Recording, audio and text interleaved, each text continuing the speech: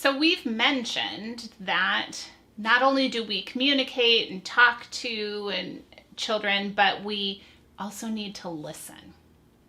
And, non-judgmental, empathetic listening is critical to any relationship, but especially to the relationships we have with the children in the classroom.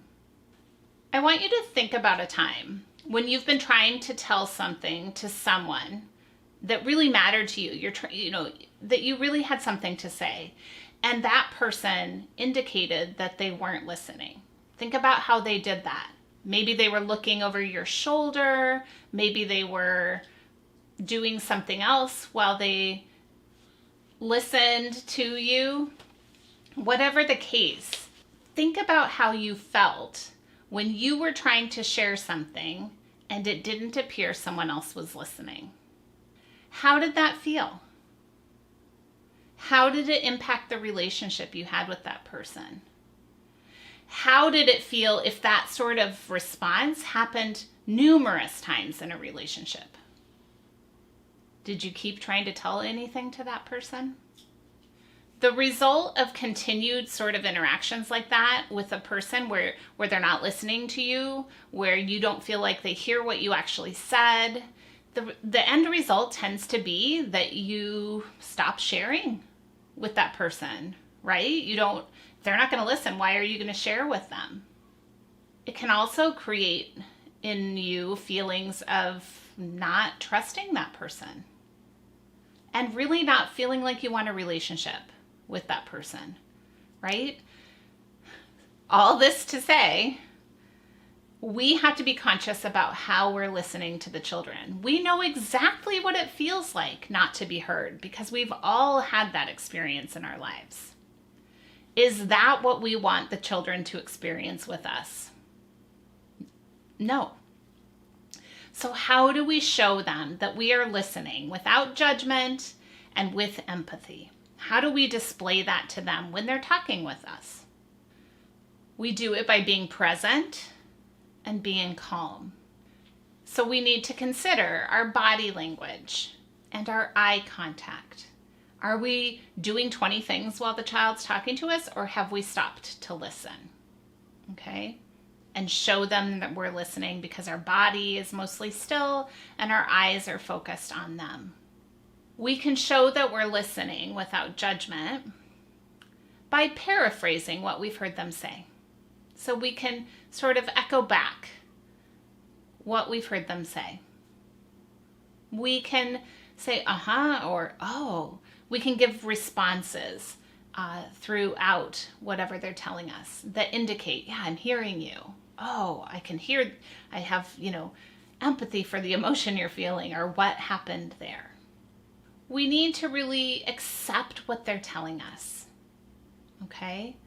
We don't have to approve or disapprove. In fact, we don't want to indicate approval or disapproval, but we want to be accepting of what they have to say. We might not agree with it.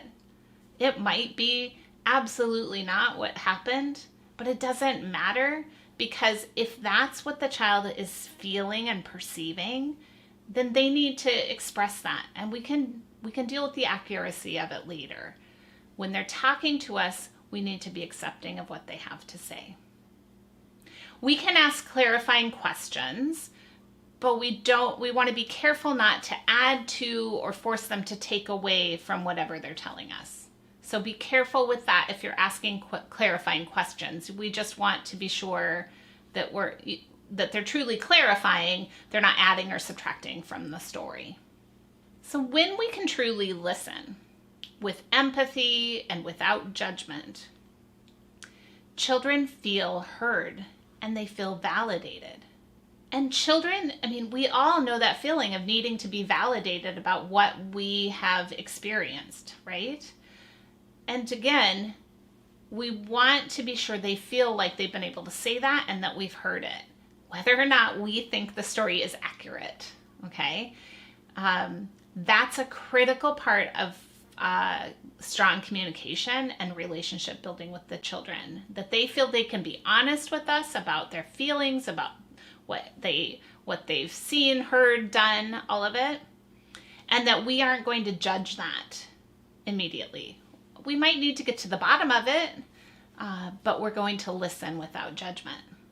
When we show the children that we respect them through the way we talk to them and that we really do listen to them, we have the firm basis for strong relationships.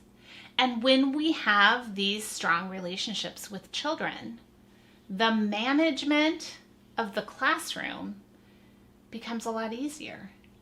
Because it's not just about me making sure everybody's following the rules. The management of the classroom and of everyone interacting in the classroom is collaborative. We're doing it together. We know we can trust each other. We know we can get the help we need when we need it, and we know how to communicate with one another. So the relationship building is a key part of being able to have a classroom that just really functions effectively. Listening without judgment is a key component of that.